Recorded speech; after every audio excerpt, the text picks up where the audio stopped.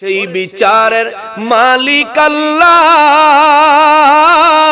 নূর নবীজির হাতে দাড়ি পাল্লা, সেথায় সোনা দানা দাম মিলে না, সোনা দানা দাম মিলে না, চোখের জলে হয় কারবার, আল্লাহর বিচারে নবী জামিনদার। একই চমৎকার, আল্লাহর বিচারে নবী জামিনদার। আল্লাহ নিজে মালিক, নিজেই বেচেন, নিজেই মালিক, নিজে বেচেন, রসুল আবার খরিদার, আল্লাহর বাজারে রসুল জামিনদার। চিৎকার দিয়া কন মারহাবা। রব্বুল ইজ্জত কয় জান্নাত আমি বানাইছি, মুমিনের কাছে জান্নাত বেচবো। মুমিন তুই আমারে নেক আমল দিবি, মুমিন তুই আমার পথে জিহাদ করবি, মুমিন রে রাসূলের পক্ষে, ও মুমিন সত্যের পক্ষে, ও মুমিন দ্বীন ইসলামের পক্ষে তুই যুদ্ধ করবি, জিহাদ করবি, সর্বদা জিহাদের ময়দানে সৈনিকের মতো জীবন যাপন করবি। ও মুমিন, ও মুমিন, ও মুমিন, আমি আল্লাহ তোর কাছে জান্নাত বেচবো, তুই এগুলো আমারে দিবি, আমি তোরে জান্নাত দিব। তুই এগুলো আমারে দিবি, আমি তোরে এমন একটা জান্নাত দিব, যেই জান্নাতের তলদেশ দিয়া দুধের নহর, মধুর নহর, শরবতের নহর, মিষ্টি পানির নহর প্রবাহিত। জোরে বলেন সুবহানাল্লাহ। এ মুসলমান, আমার নবী রাহমাতুল লিল আলামিন বলেন, উম্মতরি, এরে উম্মত, এই উম্মত ধৈর্য ধারণ করবা, ধৈর্য। রব্বুল ইজ্জতকে ভুলে যাও না, নিজের কলবকে শক্ত করিও না। এমনও কিছু মানুষ আছে, আল্লাহ কয় কোরআন শরীফে, যে যার ঈমান মজবুত, ওই ব্যক্তির সামনে যখন ওয়াজিলাত কুলুবুহুম, আমি আল্লাহর কোরআন যখন পড়বে, কোরআনের আয়াত যখন তিলাওয়াত করবে, তার কলবের মধ্যে কম্পন সৃষ্টি হয়ে যাবে। সুবহানাল্লাহ বলেন। কম্পন বুঝেন? ভূমিকম্প বুঝেননি? ভূমিকম্প কিছুদিন আগে তুরস্কে হয়েছে, সিরিয়ায় হয়েছে, হাজার হাজার মানুষ, এখনো অনেক মানুষ ওই বিল্ডিং এর ভাঙা স্তূপের নিচে চাপা পড়ে আছে। ভূমিকম্প হইছে, ভূমিকম্প হইলে জমিন যেভাবে কাঁপে, টলমল করে, আল্লাহ কয় আমার কোরআনের কথা, আমি রব্বুল ইজ্জতের জালালিয়তের কথা, আমার হাবিবুল্লাহর প্রেমের কথা মুমিনের সামনে যখন বলা হবে, তার অন্তরে কম্পন সৃষ্টি হয়ে যাবে। সুবহানাল্লাহ। আপনাকে কম্পন সৃষ্টি হয়নি? যদি হইতো, সুবহানাল্লাহর আওয়াজে, মাইকের আওয়াজ যত দূর যায় তত দূর বোঝা যাইতো যে এখানে কি পরিমাণ মানুষ আছে। এখন তো যে আওয়াজ দিতেছেন, মনে হয় বোঝানো 15-20 জন লইয়া মাহফিল করতেছি। আমরা তো কথা বলেন না, কথা বললে লস। তো নির্বাচন আইতেছে না, আইতেছে না, সেই সময় চিৎকার দিবেন, খুব লাভ হইব, খুব ফায়দা হইব। আল্লাহর নাম জবানে আসে না, কোরআন শুনে নিজের কাছে প্রাউড ফিল হয় না। আরে ভাই, এটা আপনার নবীর কোরআন, এটা আপনার নবী, আমার নবী রব্বুল ইজ্জতের দরবার থেকে এনে আমাদের জীবন ব্যবস্থা হিসেবে দিয়ে গেছেন। ঠিক কিনা বলেন? পড়িও না, বুঝিও না, বুঝার চেষ্টাও করি না। আমাদের মতো নাখান্দা, নালায়েক আল্লাহর জমিনে আর কেউ হতে পারে না। আমরা মুসলমান, কোরআন নিয়ে গবেষণা করি না। আর আমরা মুসলমান নয় এমন বহু বিধর্মী আছে, তারা কোরআন নিয়ে গবেষণা করে, মোবাইল আবিষ্কার করে, কোরআন গবেষণা করে, রকেট আবিষ্কার করে, কোরআন শরীফ গবেষণা করে, এরপরে বিমান আবিষ্কার করে, কোরআন শরীফ গবেষণা করে। এখন অনেকে বলবে যে এই বিমান তো আবিষ্কার করছে আসমানের চিল দেখে। এ বেটা, চিলের বর্ণনা, এই বিজ্ঞানী বেটায় তো সিল ধরছে পরে, সিলের বর্ণনা, এই পাখির বর্ণনা, পাখি যে উড়ে বেড়ায়, কোন পাওয়ারে উড়ে, এই সব কিছু 1450 বছর আগে আমার রব্বুল ইজ্জত কুরআনুল কারীমে পুঙ্খানুপুঙ্খভাবে বর্ণনা করেছেন। জোরে কন্যা সুবহানাল্লাহ। আল্লাহু আকবার।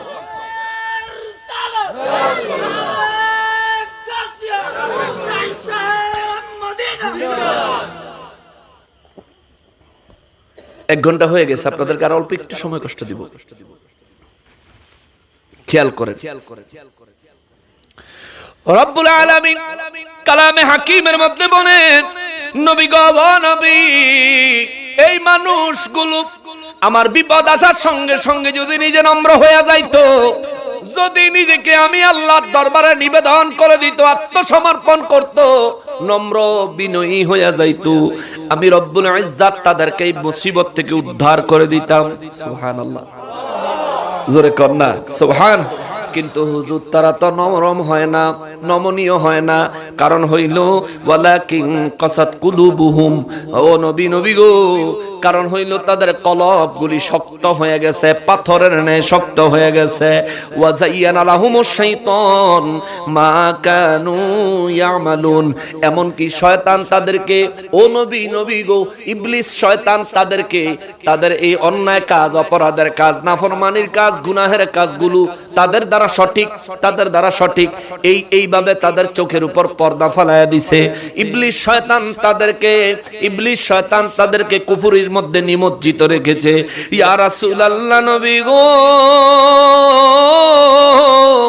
ওই বিশ্ববাসীদের বলে দেন, ফালাম্মা নাসু মা যুকিরু বিহি ফাতাহনা আলাইহিম আবওয়াবা কুল্লি শাইইন। আল্লাহু আকবার। রব্বুল ইজ্জাত বলেন, বিশ্ববাসীরা রে, যখনই তোমরা আমি আল্লাহর উপদেশ ভুলে যাইবা, আমার আদেশ বান্দা যখন ভুলে যায়, আমি আল্লাহর নির্দেশ বান্দা যখন ভুলে যায়, ঠান্ডা লেগে গেছে, জ্বর উঠছে আজকে 2-3 দিন ধরে জ্বর, কিন্তু মাহফিল তো নিছি, ওয়াদা তো রক্ষা করতে হবে। এই জন্য জানে বাসি বা মরি মাহফিল করতে। আমি চা খাই না ভাই মাহফিলে, একেবারে বিপদ না পড়লে খাই না। না না, হ্যাঁ না না না বাবা, খাওয়া যাব না বাজান, খেয়াল করেন। রব্বুল ইজ্জাত বলেন, ফালাম্মা নাসু মা যুকিরু বিহি, আমি রব্বুল ইজ্জাত বান্দাদেরকে যেই সমস্ত উপদেশ দিয়েছি, যে সমস্ত আদেশ দিয়েছি, যে সমস্ত হুকুম দিয়েছি, এই হুকুমগুলি বান্দা যখন ভুলে যায়, অবমাননা করে, অস্বীকার করে, বিরোধিতা করে, আল্লাহ রাব্বুল ইজ্জাত বলেন, ফাতাহনা আলাইহিম আবওয়াবা কুল্লি শাইইন, আমি আল্লাহ ওই বান্দাদের জন্য সমস্ত কিছুর দরজা খুলে দেই। জোরে কর। এবার আবার বুঝা পরে চিন্তা কইরা সিদ্ধান্ত নিয়ে বলবেন সুবহানাল্লাহ হবে না নাউজুবিল্লাহ হবে। আবারও বলি, বুঝা তারপরে বলবেন।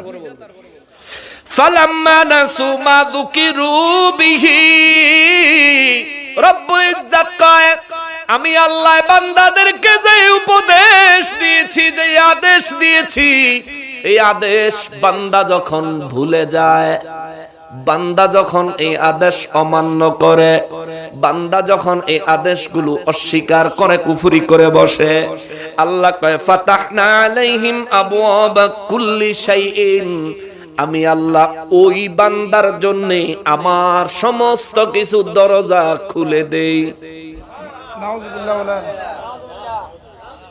ডিসিশন নিতে পারতেছেন না, জোরে বলতে হবে নাউজুবিল্লাহ। যে ব্যক্তি আল্লাহর আদেশ মানে না, সমস্ত কিছুর দরজা তার জন্য খুলে দেয় কে? জোরে কয় না, আরো জোরে বলেন না মিয়া। কি অবস্থা, মানে চট্টগ্রাম, আজকে চট্টগ্রামের ইজ্জত ডুবে লেছেন আপনারা।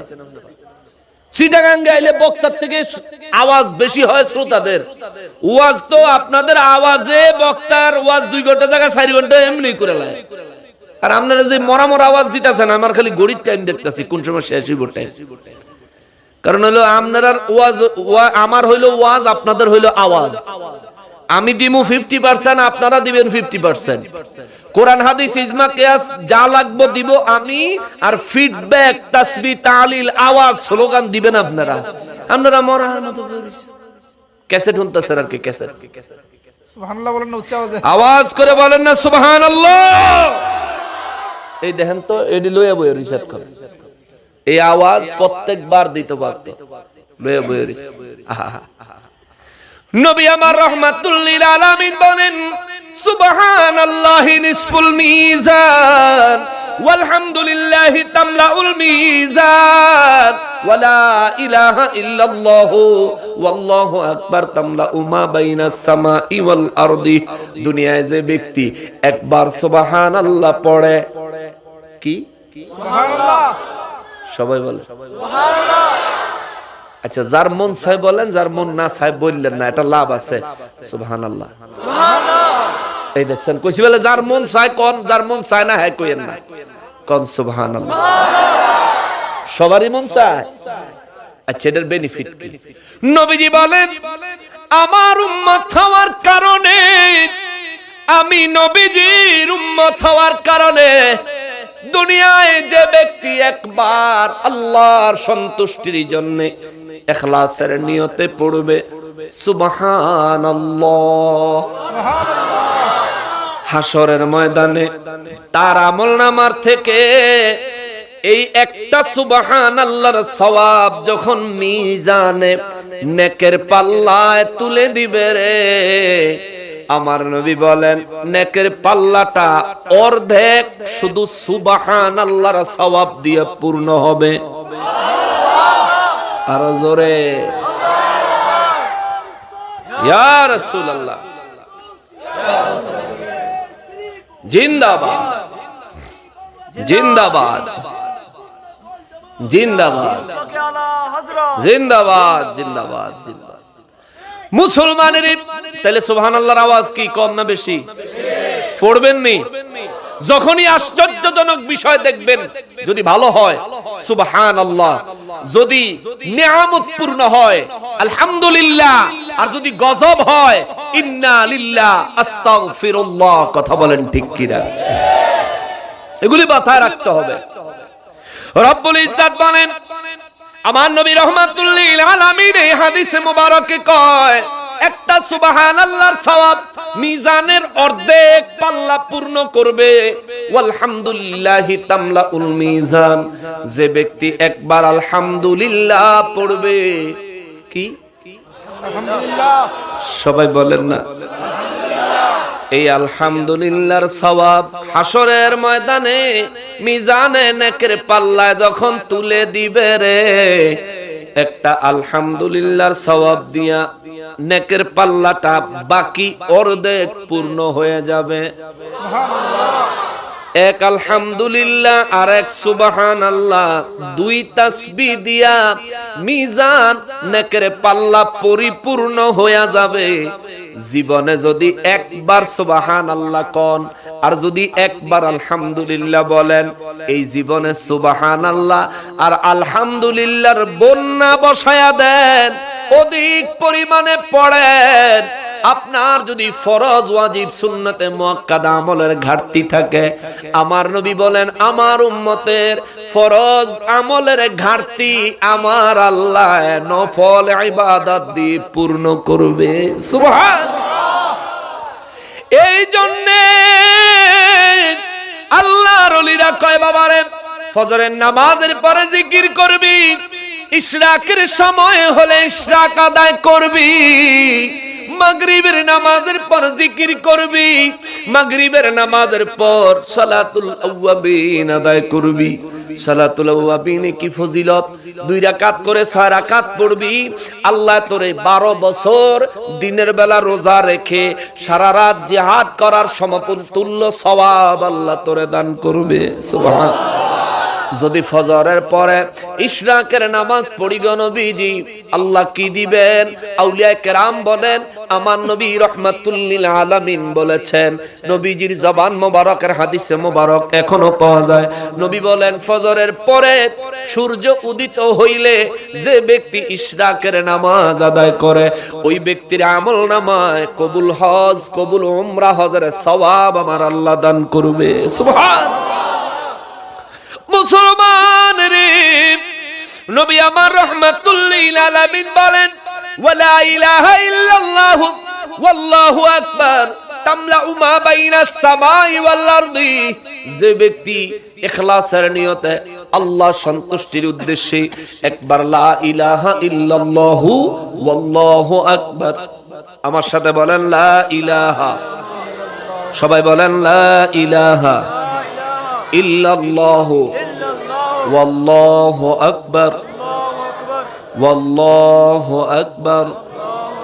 আবার সবাই একসঙ্গে সুন্দর করে বলবেন লা ইলাহা ইল্লাল্লাহু ওয়াল্লাহু আকবার। তিনবার পড়া হয়েছে না? তিনবার হয়েছে না? নবী বলেন যে ব্যক্তি একবার পড়ে, এই একবারের সওয়াব আসমানের নিচে জমিনের উপরে যদি ছেড়ে দেওয়া হয়, জমিন আর আসমানের মাঝখানে যে ফাঁকা জায়গাটা আছে, এই একটা তাসবির সওয়াব দিয়ে পূর্ণ করা যাবে। সুবহানাল্লাহ, জোরে কর। তিনবার পড়ছেন মানে তিন আসমান, এক আসমানের থেকে আরেক আসমানের দূরত্ব, জমিন থেকে আসমানের দূরত্ব, তিনবার এই জায়গাটা পূর্ণ করলে যে পরিমাণ হইতো, এই পরিমাণের সওয়াব এই এক তাসবিহ তিনবার পড়াতে আপনার আমলনামায় জমা হয়ে গেছে। সুবহানাল্লাহ, কত ফজিলত, কত অফার আমাদেরকে দিয়ে রাখছে আল্লাহ আমার দয়াল নবীজির সদকায়। আমরা সেগুলো গ্রহণ করি না। জীবনে বহু ফরজ নামাজ আপনার কাজা হয়েছে, আপনি মাগরিবের পরে 2 রাকাত করে 6 রাকাত আওয়াবিন নামাজ চালু করে দেন, একদিন পড়বেন 12 বছর ইবাদতের সওয়াব আমলনামায় জমা হবে। সুবহানাল্লাহ। 2 দিন পড়বেন 24 বছর, 3 দিন পড়বেন 36 বছর, 4 দিন পড়বেন 48 বছর, 5 দিন পড়বেন 60 বছর। ও মুসলমান, যদি আপনি 10 দিন পড়েন 120 বছর, যদি 20 দিন পড়েন 240 বছর, যদি আপনি 1 মাস পড়েন 360 বছর, জিন্দা থেকে সারা দিন রোজা রাখে সারা রাত আল্লাহর ইবাদতে মশগুল থাকলে যেই সওয়াব আপনি পাইতেন, এই পরিমাণ সওয়াব আপনার আমলনামায় লেখা হবে। জোরে কন্যা সুবহানাল্লাহ। আপনি 50 বছরের জিন্দেগিতে 1 মাস, সারা 1 মাস প্রত্যেক মাগরিবের নামাজের পরে 6 রাকাত করে আওয়াবিন নামাজ চালু করে দেন, ফেরেশতারা হিসাব দিব আল্লাহ 50 বছরের ভিতরে সে এই নামাজ আদায় করার জন্য সময় পাইছে 40 বছর, তার মধ্যে 10 বছরও ঠিক মতো নামাজ আদায় করে নাই। আমার নবী বলেন উম্মতের ফরজের ঘাটতি নফল ইবাদত দিয়ে আল্লাহ পূর্ণ করবেন। আল্লাহ বলবেন ফেরেশতারা দেখো তো তার আমলনামায় নফল ইবাদত আছে কিনা, খুঁজে কইবে আল্লাহ নফল ইবাদত আছে মানে বিরাট এক হিসাব আছে। এই ব্যক্তি তো জীবনে বহু আওয়াবিন নামাজ পড়েছে, বহু নফল ইবাদত করেছে, বহু জিকির আজকার করেছে, টাইম মেইনটেইন করে নাই কিন্তু করছে। আল্লাহ বলবে তার ফরজের পাল্লায়, ফরজ ইবাদতের পাল্লায় ওই নফল ইবাদতগুলি তুলে দাও। এটা আমার হাবিবের উম্মত, কাউকে বলা যাবে না। যদি তার নফল ইবাদতগুলি ফরজের সঙ্গে দিলেও তার সারা জীবনের গুনাহ থেকে নেকের ওজন বেশি হয়, আমি তারে বিনা হিসাবে জান্নাত দিয়ে দিব। কামাই করতে শিখেন মিয়া, পয়সা কামাই করবেন, হ্যাঁ দরকার আছে, হালাল ভাবে কামাই করেন, এত পয়সা দরকার নাই, হাজার হাজার কোটি কোটি টাকা দরকার নাই। ওরে আজকে তোমার এত নাম, কালেলে আখিরি ঘুম, সব ক্ষমতা হারিয়ে যাবে, লিখবে তোমায় মরহুম, ঠিক কিনা? জনাবে থেকে মরহুম হতে, ওরে জনাবে থেকে মরহুম হতে 1 সেকেন্ড লাগে না। দুনিয়া তো দূরের কথা, আমিও আমার না, দুনিয়া তো দূরের কথা, তুমিও তোমার না, ঠিক কিনা বলেন? ওরে কত সম্পদ করছো কামাই, আমার বলে সব সম্পদ ছেড়ে একদিন যেতে হবে চলে, ঠিক কিনা? যাইবনি কিছু লগে, কিছু দিত না, 1 ভরি স্বর্ণ 10 লাখ টাকা, তাইলে সবচেয়ে দামি জমির দলিলটা দিব। ছিলেন বাদশা সিকান্দার, তাহার মতো ধনী নাই রে দুনিয়ার ভিতর। খালি হাতে চলে গেলেন, খালি হাতে চলে গেলেন, কিছুই নিলেন না, আজরাইল আসিলে কাহারো কফিয়ত চলবে না, আজরাইল আসিলে কাহারো কফিয়ত চলবে না, ঠিক কিনা? মরণেরই কথা মানুষ, মরণেরই ওরে মরণেরই কথা মানুষ স্মরণ করোনা, আজরাইল আসিলে কাহারো কফিয়ত চলবে না, ঠিক কিনা বলেন? ওরে কত সম্পদ করছো কামাই আমার আমার বলে, সব সম্পদ ছেড়ে একদিন যেতে হবে চলে, মরণ কিন্তু আসবেই একদিন। ও মুসলমান, ও আল্লাহর বান্দা, ও নবীর উম্মত, ভালো করে মনের মধ্যে গাইথা না, ওরে মরণ কিন্তু আসবেই একদিন, মরণ কিন্তু আসবেই একদিন, না করলেও কামনা দুনিয়া তো দূরের কথা, আমিও আমার না, ঠিক কিনা বলে? কিসের জন্য এত বাহাদুরি, কিসের এত টেনশন? পয়সা রোজগার করবেন, দরকার আছে কতটুকু করবেন, যতটুকু দরকার। আরে নবীজি কইছে এত সম্পদ করে লাভ কি? যেটা পড়ছো, যেটা খাইছো, এটা তোমার, আর বাকি যা আছে এগুলি তোমার না। সুবহানাল্লাহ। ওগুলি আরেকজনের লেগে তুমি করতেছো। তো যদি আরেকজন ছেলে সন্তান বিবি পরিবারের লোকেদের জন্যই যদি অতিরিক্ত অন্য সম্পত্তি হয়, আমি কেন হারাম সম্পদ অর্জন করব? আমি কেন সুদ খাবো, ঘুষ খাবো? আমি কেন আল্লাহর কুদরতের চোখে নাফরমান হব? আমি কেন পাপ কামায় কবরে যাব? যতটুকু খাইলাম, যতটুকু পড়লাম, এটুকুই যদি আমার হয়, হালাল খাবো, হালাল পড়বো, এরপরে যদি আমি তাদের চাহিদা পূরণ করতে না পারি, আল্লাহ আমারে হারাম চাহিদা পূরণ করতে বলে নাই, ঠিক কিনা বলেন?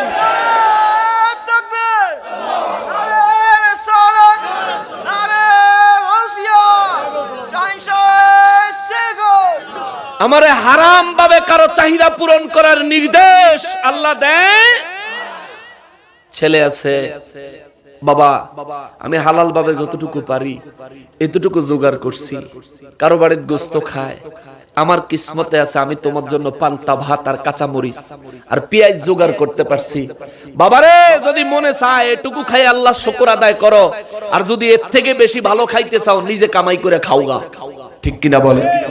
তোমাদের জন্য আমি পাপ কামাই করতে পারবো না, তোমাদের জন্য কবরে গিয়ে আমি আযাবের শিকার হতে পারবো না, তোমাদের জন্য আল্লাহ এবং তার রাসূলের দরবারে হাসরের ময়দানে আমি লজ্জিত হতে পারবো না, ঠিক কিনা বলেন?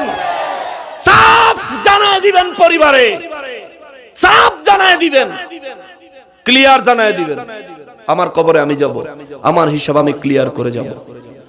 ইবাদত আল্লাহকে দেখাইতে না পারি, কিন্তু আমি ইচ্ছা করে পাপ করেছি, হারাম কামাই করেছি, কারো উপর জুলুম করেছি, এমন অভিযোগ আমার বিরুদ্ধে যেন না উঠে। এইভাবে জীবন তৈরি করে কবরে যাবেন। কার জন্য করবেন? আশেপাশে গোরস্থান আছে নি? আশেপাশে গোরস্থান আছে নি? এই যে শুয়ে রয়েছে এরা, এই যে শুয়ে রয়েছে এরা, আপনি একদিন এরকম ঢুকে যাবেন, একদিন প্যাকেট হয়ে যাবেন, একদিন বক্সের ভিতরে ঢুকে যাবেন, কবরের ভিতরে মাটির ভিতরে ঢুকে যাবেন, কিচ্ছু যাবে না। অতএব অত কিছু করে লাভ নাই।